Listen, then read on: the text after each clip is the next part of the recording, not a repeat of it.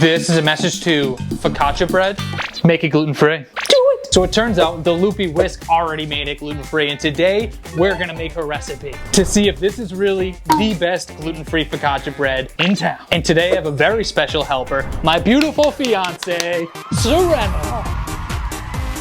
Here's a list of ingredients. I'll put the recipe in the description. Let's get going. First step, we are gonna make psyllium gel with psyllium husk powder and with good old H2O. We got 17 grams of psyllium husk powder. All right, we had to upgrade to a bigger bowl because we got 2 1/4 cups of lukewarm water. We're gonna stir this up for about 30 to 45 seconds, and it should become gel-like. I'm actually really curious about this.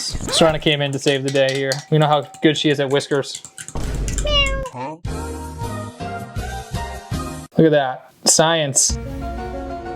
All right, now we're going to mix together the millet flour, the tapioca flour, the sorghum flour. So many flowers, that's more like a bouquet. Sugar and some instant yeast. That's my yeast dance. First, we're gonna do 1 cup and 3 tablespoons of the millet flour. 1 cup, 3 tablespoons.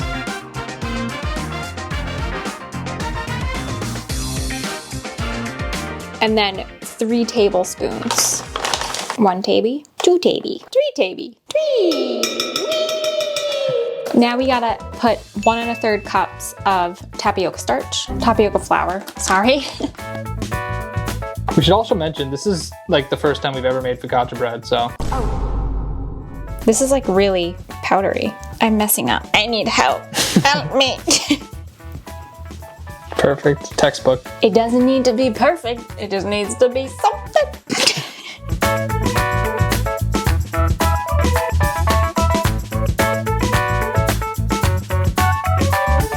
Feels nice. Now we're gonna get that sorghum in there. And this calls for 3/4 cup. So I'm gonna do 3 scoops of this 1/4 cup. Math.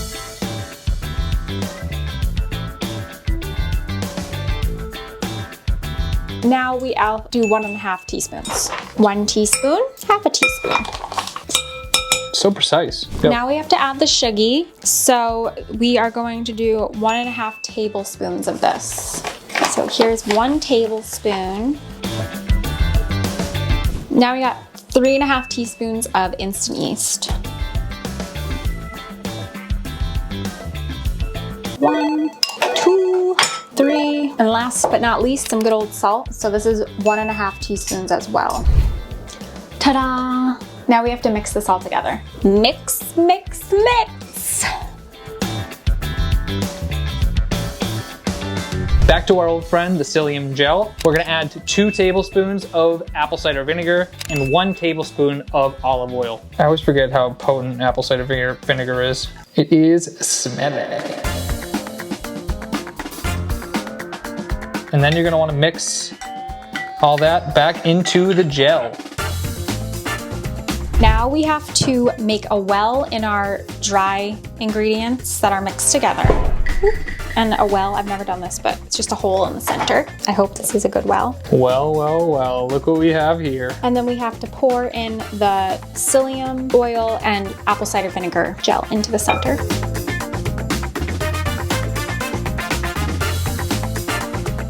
All right, hands are washed with soap, and now we're gonna knead it so it forms into a dough. This is gonna be really messy. I hope that you're actually, it feels weird. I feel like I'm a little kid in like a sensory class right now.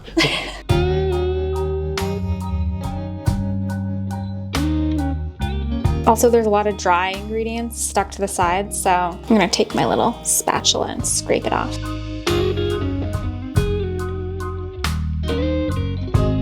So this needs to be smooth and supple in texture. I got a 9 by 13 inch baking sheet and lined a piece of parchment paper with a tablespoon of olive oil.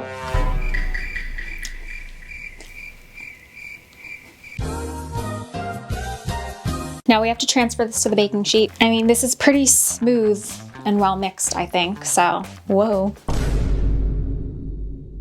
onto the baking sheet and spread it out to the length of the pan. And then Mr. Philippe is gonna come over and do the next steps. With lightly olive oiled fingies, we're gonna spread this dough across to the edges of the pan and keep everything even. So Sirena made me this little pool of olive oil and I'm gonna take my fingers for a swim. Okay.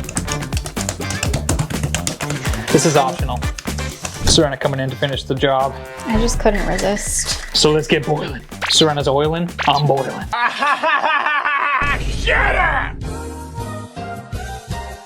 So we are going to cover this with some tin foil. I think that a lot of bakers use cling wrap or like their kitchen towels, but we only have Reynolds wrap.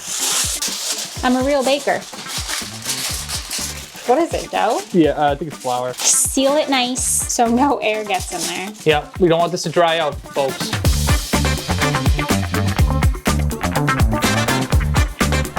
All right, so to proof, we're gonna shove this in the oven. The oven isn't on yet. And we're gonna put this boiled water alongside of it to create the perfectly moist atmosphere for our bread to proof in. And we're just gonna shut her on up right there. Shh, got it, good job. And that's gonna proof for 1 hour, 60 minutes. So after 15 minutes of proofing, you're actually gonna start preheating the oven, and we're gonna do it on 425. Howie's gonna help me. Not good. Not. I'm assuming we gotta remove this now. We're gonna put our still proofing dough on the bottom rack. Bye. All right, so as you know, we're first-time focaccia bakers. So we read the directions, the instructions incorrectly, and we thought that you had to proof the dough in the oven. And after it's been in the oven proofing for 15 minutes, we start preheating the oven and then let the bread continue proofing for the remainder of the hour. That's wrong. So the bread is kind of cooking at this point. I mean, is it? Yeah, it is. I mean, it looks nice and doughy, like it looks good. All right, so we're just gonna let it continue proofing for 20 minutes and see what happens. So as you can see, this is like kind of already baked a bit on the outer edge. I don't know what we were thinking, but here we are. I think it's still gonna taste good. So we're gonna drizzle it with olive oil. Then we're gonna knead it and like put our fingers, it says to press your fingers into the bottom of the pan, so. Again, this isn't working amazingly. You can see how it works nicely in the center, but like the parts that are kind of cooked, it just looks like broken bread. Yeah.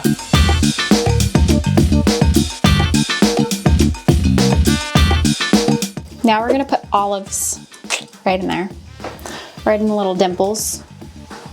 We're an olive household, so the more the better here. This is making me really hungry. I'm starving.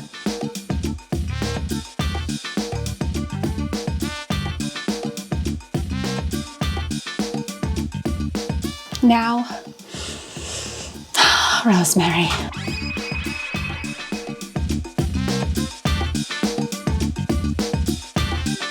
Gonna drizzle a little more olive oil, and then we're gonna add the sea salt flakes. We're really gonna overcompensate with this olive oil. And then we're gonna dip it in olive oil. Yeah. Do we go heavy on the sea salt flakes?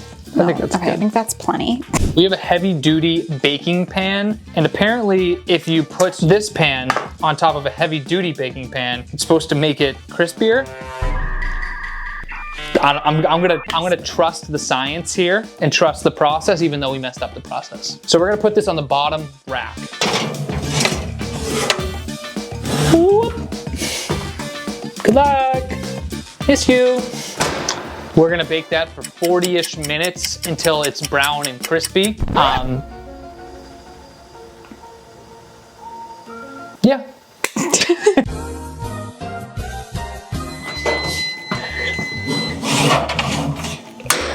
Not bad. So we're gonna let this cool until it's about room temperature, but first, we wanna put that on a rack so that it can cool all the way. All right, you need to have surgical hands to be able to do this. A lot of pressure. A lot of pressure here on the transfer. Oh, it's sliding around. No. Oh no. Oh no. I said pick up. Oh, it's hot. It's hot. We're going rogue. Serena told me to do something and I totally messed it up. Hold on, hold on. Perfect execution. Wow, this Could be a surgeon.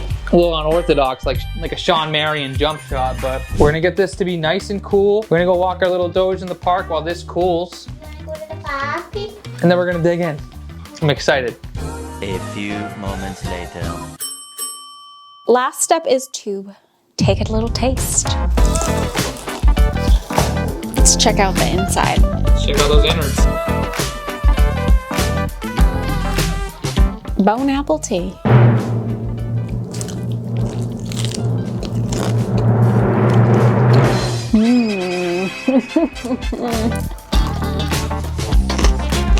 That is very good.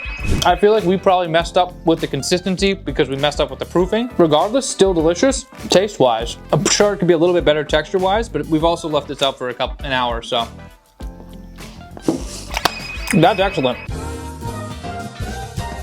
We made it gluten-free, focaccia bread. Shout out to the Loopy Whisk for the recipe. It's delectable. So Affiliates Gluten Follower recommended any recipe by the Loopy Whisk as a great option. So we chose the rosemary olive focaccia bread. If you have any great recommendations for recipes that you want to see us do here, comment below. And if we pick your recipe, then you will win this massive gluten-free gang tote bag. You fit a lot of bread in there. Think about all the bread that can go in here. All the focaccia, all the ingredients. Hey.